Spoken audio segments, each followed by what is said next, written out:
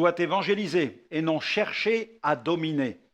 Dans 1 Corinthiens, chapitre 4, versets 7 à 8, il est écrit ceci, c'est une parole de l'apôtre Paul, car qui est-ce qui te distingue?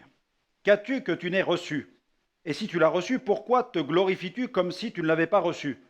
Déjà vous êtes rassasiés, déjà vous êtes riches. Sans nous, vous avez commencé à régner. Et puissiez-vous régner en effet, afin que nous aussi, nous régnions avec vous. Il est clair que dans bien des pays du monde, l'Église grandit et elle exerce une influence positive sur la société. Gloire à Dieu pour cela. Ce n'est pas l'évangéliste que je suis qui s'en plaindra. Cependant, il y a un triomphalisme qui gagne de plus en plus les rangs de l'Église moderne et qui risque de réserver quelques mauvaises surprises au peuple de Dieu.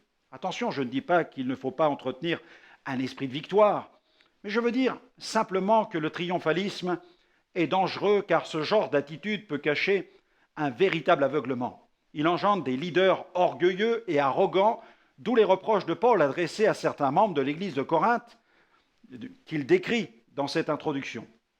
Je visitais un pays africain fortement christianisé, j'avais été invité pour toute une série de conférences. Et ce soir-là, dans ma chambre, j'ai allumé le poste de télévision. Il y avait de nombreux programmes évangéliques. Dans l'un d'eux, j'ai pu entendre un prédicateur qui disait avec arrogance à son assistance « Je vais vous dire quelque chose qui va certainement vous choquer, mais je m'en fous, je n'en ai rien à faire ». Et sur une autre chaîne, je continue à zapper, un autre évangéliste déclare « L'onction de Dieu est sur moi et je vais vous délivrer ». La Bible dénonce les prédicateurs injurieux et arrogants. L'Église est toujours dans le combat. Des batailles sont certainement gagnées, mais pas encore la guerre. Jude a évoqué ce combat pour la vérité dans le verset 3 de son épître. « Bien-aimés, comme je désirais vivement vous écrire au sujet de notre salut commun, je me suis senti obligé de le faire afin de vous exhorter à combattre pour la foi qui a été transmise aux saints une fois pour toutes. » L'Église doit combattre avec foi et détermination, mais aussi avec humilité.